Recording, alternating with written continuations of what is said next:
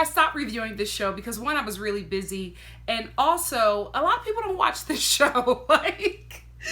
Like this show or my reviews, like this has always been a show that just was not bringing in a lot of numbers like Atlanta or New York, which I'm very excited about. I hope you guys are into the Real Housewives of New York because I will be reviewing that. That is my show. New York and Atlanta has always been my favorite franchises of the Real Housewife, or branches of the Real Housewife franchise. So I'm really excited about that, and I hope you guys watch that as well. Let me know in the comment section below if you do. But like I said before, a lot of people don't watch this, and a lot of people aren't watching my reviews.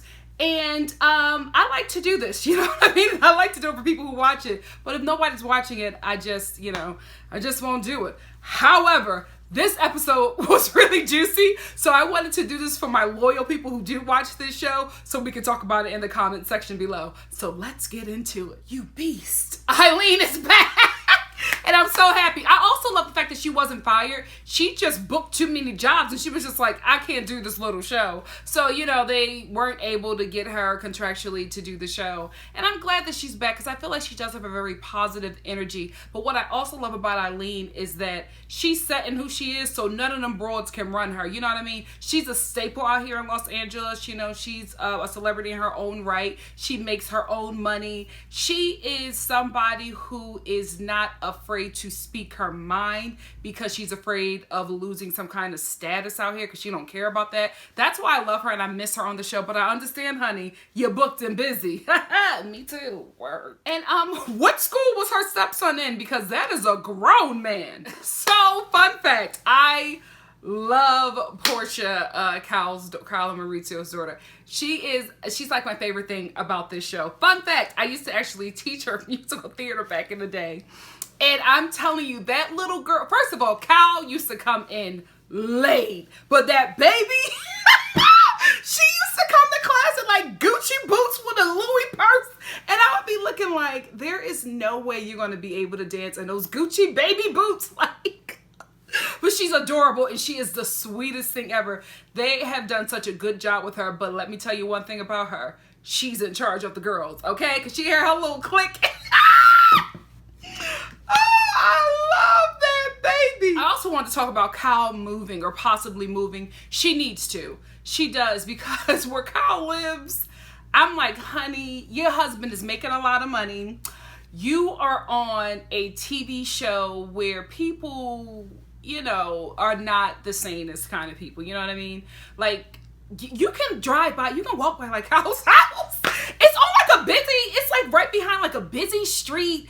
It's like in a regular neighborhood. I'm like, at this point, I feel like you need a gated community, but maybe, you know, a gated BH community is a lot of money because, fun fact about LA, the Beverly Hills that you can walk and drive through is the poor part. Okay? That gated part of BH that you don't know about unless you got coin or it in, that's the real Beverly Hills. And I feel like that's probably where she needs to be. I think that's where Lisa Vanderpump is, because she got some coins. So I think she's in like the gated part of Beverly Hills, but I just feel like it is time for them to move. I feel like because she's on TV, she needs to move in a place where it's safe. Like, you can just walk by her place. And I don't know. I've always worried about that for her when she was on this show. I was just like, girl, you in a regular community? This has really nothing to do with the show, but I wanted to share with you guys how obsessed with stars I am. I'm watching this episode. I'm reviewing it live because I feel like it's just easier for me to edit and get these up to you a lot quicker. Since I live in an area where the internet is just ridiculously slow, it takes me a long time to load my videos. So I'm just going to be doing my reviews live now so I can at least cut out about 2 hours of upload time. Anyway, I'm watching this episode. I'm watching this scene with Lisa, Rinna, and Teddy at like some nail salon. I don't care about anything else. The only thing I'm looking at is the Star champagne glasses. I'm currently Googling them to find out where I can purchase them. If you know where I can get these Star champagne glasses from, please let me know in the comments section below.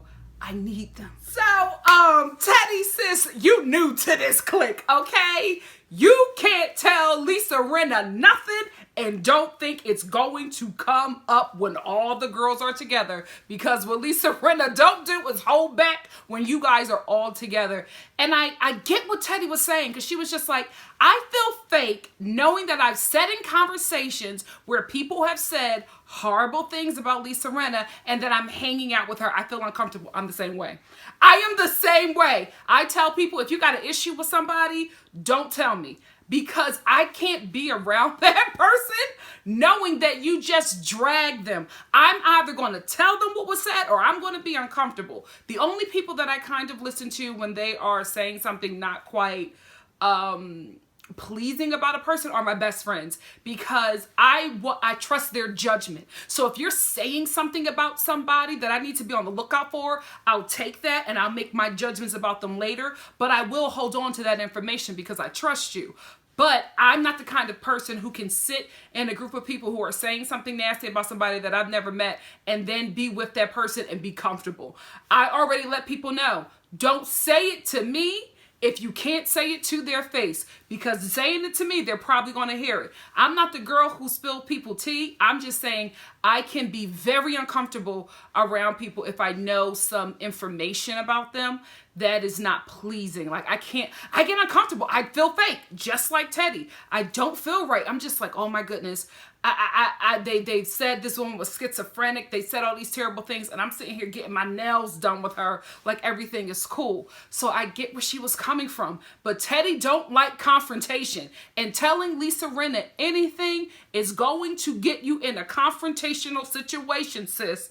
I hope you ready, but from the looks of the previews, you not. I feel like, and I'm dead serious, pretty soon I'm going to take some content down to Bravo, because I feel like they are looking to corner like the urban market. I think they want another successful black show like Real Housewives, or a show with an all-black cast like Real Housewives of Atlanta, because I just saw the commercial for Your Husband Is Cheating on Us, and I was like, oh, y'all need some content. So I'm gonna help you out. I'm gonna sit down, because my sister is a producer. So I'm gonna sit down with her and we're gonna create some shows, and I'm gonna sit down and have a little meeting with Bravo, and we're gonna get these coins. Would you guys watch something that I produce at Bravo? Let me know in the comment section below. I'm thinking of some things right now. I watched that commercial and I got inspired, and I was like, y'all looking for content from people like us, so I'm gonna give you something. Just wait and see. Erika Jayne's photo shoot. I wasn't feeling that first cat suit. I didn't think it fit her properly, or the way they had her posed in it, I didn't think that it complemented her figure, in my opinion. But baby, those power gloves and that pink latex skirt, sis, make that the cover. That cover was sickening. So Dorit, I don't think y'all should have filmed in this factory, girl. I was like, oop. Anyway, I just wanted to talk about how she is saying that this is her business and her and PK are business partner. His money is her money and her money is his money. And I was just like, girl, have you not watched this show? You know what I mean? Have you not watched any housewife show? Sis, I hope and pray that you have a stash that you are putting your money and his money in, so that if this goes sour, you got a little nest egg to flourish off of until these Bravo checks really start getting a little meaty. That's all I'm saying. I was just like, oh, girl, you making a terrible housewife mistake. His money is y'all money, and your money is your money. Stay woke, because I bet you Erika Jayne got a little stash for herself right now. She's building. That girl is building, because she knows that if that man try to get rid of her, she got a way to go. But I feel like he's really into her. I don't think he's going to get rid of her. I think that man going to pass on and leave her all that money. But I could be wrong. These rich men are shady. So who knows? But stay woke, Dorit. Stay woke. Honestly, y'all know how I feel about PK. I think that Dorit bringing him in was smart. Smart business. Not smart if the relationship goes sour. Gotta keep your marriage separate from your business just in case. That's all I'm saying. This is LA. Anyway, I do feel like he had some really strong points on the last episode. One, he said you gotta bring your price point down. You want everybody to wear your bathing suits. I totally agree. And changing the name, Beverly Beach.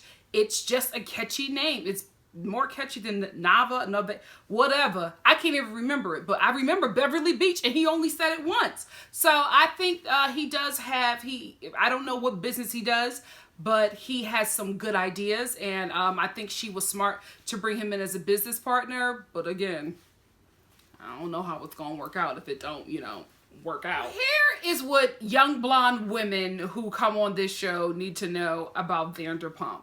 You'll always be her pet. You know what I mean? And when you start to become independent of her, it becomes a problem, and she gets another blonde pet, because that is her MO. She did it with Brandy when Brandy wasn't acting right. She went, who else did, she didn't get anybody else on that season, or do I not remember?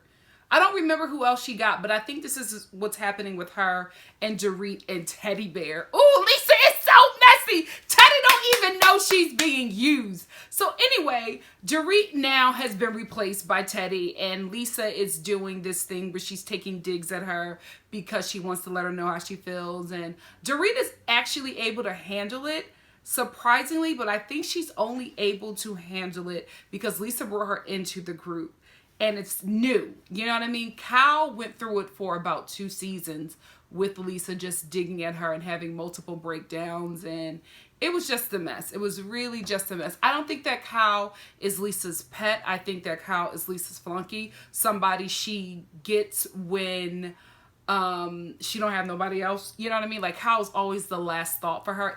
That's just my observation from what I'm seeing. But I feel so bad for Teddy because she don't realize she's being played. You just are her replacement right now for Dorit until her and Dorit get back into good graces, and then you and Lisa Vanderpump won't be running like that for a long time, for a bit, because right now she's mad at Dorit, so she is using you to get back at her, and it's working, sis. It's working. But when they cool again, you better watch out. Also, this is the best Erika has looked in a couple episodes for me.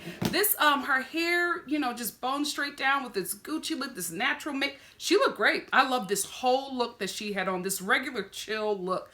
I feel like, this is the thing with her glam squad. I feel like sometimes they go too far out for what her aesthetic can handle. You know what I mean? I feel like they put looks on her that will look great on Nicki Minaj or, Rihanna, or, sometimes I feel like they just take her so far out that it just doesn't communicate properly. But this look is really cute on her. She can do streetwear very well. She can also do very high fashion,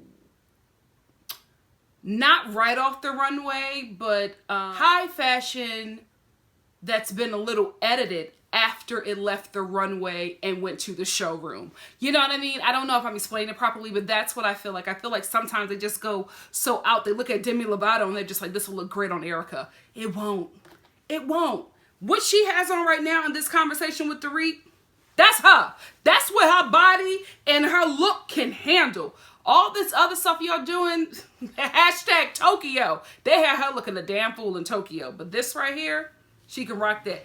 Give Erika Jayne more uppity streetwear. She can do that. A cool white chick living in Beverly Hills. That's Erika Jayne. That's who she is. And I feel like if y'all just play up on that, she'll be fine. But when y'all try to go like Tokyo drift on her, you missed the mark. And Versace only looks great layered on Naomi Campbell. Anybody else, it's a sin. Lord, Kyle is looking at another house that you can walk by. Sis, why are you trying to stay local? You and Maurizio got the money. Spend the damn coins. True tea. This house that Kyle is looking at, I was looking at for my family and I to move in, to rent.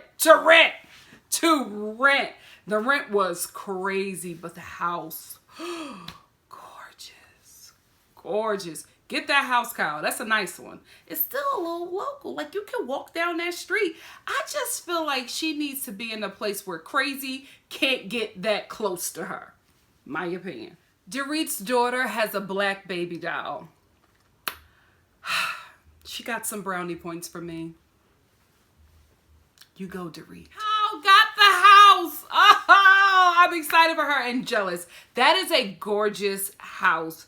Beautiful area. It's still, for me, in my opinion, a little too local for her, but it's nice. And I'm glad they're moving. I feel like they've done enough in that house. And I just feel like her and Maurizio have always been, you know, the poor people on this show, for this show. You know what I mean? So I'm glad that they're, you know, living, you know, enjoying life. You know what I mean? And, you know, they've worked hard. Get yourself a nice house and do you. So I'm happy for them. It's a nice house. In my opinion, not for $8 million, but that's what you want to pay, go right ahead. Guarantee you Bravo is paying a cut because they're going to be filming in there. So smart, do you. Dorit has really upped her fashion game this season. These gold sequin bell bottom pants that oh sis, she is wearing them pants with them little I said, okay, Dorit, I like what you're doing. You're investing in your hair and your makeup and your styling. You know, this is what this show is about. Let me tell you something. We watch this show for shade, drama, mess, maybe a possible drink throw, and also the fashions. This is my generation's dynasty. You gotta bring it, and they are definitely bringing it, especially Dorit. Erika Jayne was unmatched for a minute, but Dorit, she's serving it. And I also like that shade at Teddy. She was like, you arrived 30 minutes late. Yes, girl. Oh, Teddy. She can't play ball yet with these girls. And baby, I gotta be real with you. Whoo! Dorit read her like the book of Revelations in that car. I found myself, although I agree with Teddy, I found myself like, okay, she got a point. Oh, Teddy. Ooh, the first season is always the hardest. This is Hazing, man. Woo, she read you good. How were your edges still left after that, girl? I think Dorit's time might be up with Vanderpump as the pet puppy because a newer, younger version has come along. Rinna called it. Oh, poor Teddy. Oh, girl. She don't know how to deal with this girl. Because this is where I think Teddy is coming from. Like I said, I agree with her. She didn't know where Lisa Rinna, my family, where Lisa Rinna and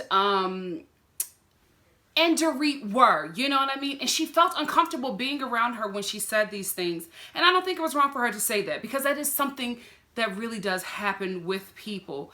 I do feel like maybe trying to kill it before it got even bigger was just something you can't really anticipate in this group, especially with somebody who is Queen Messy like Dorit, who says things all the time, but the girl is slick, so she knows how to talk herself back into the good graces of people. So I just feel bad for Teddy, because it's just like, I realized where she was coming from, and I get it and I understand. Also, she has to make herself relevant on this show, so she's trying to stay booked as well. So I understand, but I'm just like, oh, you're not ready. And then I also feel like Erika Jayne had issues with her. And you know how when you don't like somebody, they breathe and you ready to fight. You know what I mean? So I feel like this is all Erika Jayne needed to really get into it with Teddy, because they've never really meshed. And so I've always felt like she's always been ready. You know what I mean? She's always been on one with her. So all it took was this moment of Teddy saying, you know, and she was saying it in a smart and defensive way, oh, now you have amnesia. It didn't call for her to have that kind of reaction, but because she doesn't like Teddy, all of that was already there, and it just came out, and it ended up making Erika Jayne look bad. So this whole dinner, throw the whole dinner away. Did Rinna just use clapping back? Okay. In Teddy's defense, she didn't want to talk about it. She wanted to dead it before it got to everybody else, and that's just not how things work all the time. Like, you know what I mean? You can't expect something to work in your favor when you've brought up something that will offend someone. So I do agree that she was not trying to bring it up with the girls because she didn't want it to get nasty, and it ended up getting really nasty. So it's unfortunate, but I feel like Erika Jayne's reaction wasn't right. I think she does not like her, so she brought that up. And now for me, I'm feeling bad for Teddy, because it's just like, she doesn't really... I got to get away from this train. Pray for me. She doesn't really have any allies, and I think that this is the hazing part of being new on this season, because nobody is coming to her defense. And I don't think it's because nobody wants to get in it or wants to protect her. I think it's because this is her first season. This is the hazing that you go through. If you've noticed, and if you watch these housewife shows, there's always a hazing section that the women who are on the show for the first season go through, and you can see them getting into arguments and nobody's defending them. Once they form really solid relationships, then you get a team or a clique of people who will ride for you. But right now, Teddy is riding solo, and I don't think she can handle it. I think if the show wants her back, she would say no, because this is not how that girl gets down, and I can't blame her. Reality TV ain't for everybody. So all of the women, like, all of a sudden becoming Team Teddy and labeling Erika as aggressive is exactly why I don't want a black woman on this show. I know there have been people who have been rallying to get, like, diversity on this show, like a black woman, and I'm like, absolutely not, because this is what will happen to the sister on this show. Erika Jayne is essentially, you know, the sister role on this show, and whenever she defends herself and it's in a matter that they don't do it, she is labeled like aggressive or whatever. And although I agree that her reaction was a little much to Teddy, the fact that they are like making her, I just don't like how the girls like switched and she was aggressive to her. She was, you know, you can't say things to people and expect them to react in a way that you feel comfortable with. If you're going to say something and you know that it's going to sting, be ready for the repercussions. And although I agree that Erika was a little much with her her reaction to Teddy, that's me. I'm not Erika. You know what I mean? So I don't know how that cut her when she said that. So I don't know. But like, she is the exact reason why I don't want a sister on this show, because this is what will happen to her. Even if she is justifiably, you know, angry and responding in that, she will be labeled aggressive. Nobody will understand. And it's like these women say and do terrible things to each other. And because you take it on like it's nothing and just cry about it, it's okay. You know what I mean? That's the proper Beverly Hills way to take people insulting you and saying nasty things to you. But if somebody who has been through some things, who not gonna let you talk about them and disrespect them, gives you some street, or not even street, gives you back some power, all of a sudden they're aggressive and they're this, and it's, you know, so I was just like, ooh, Erika Jayne is about to get the sister edit on the show.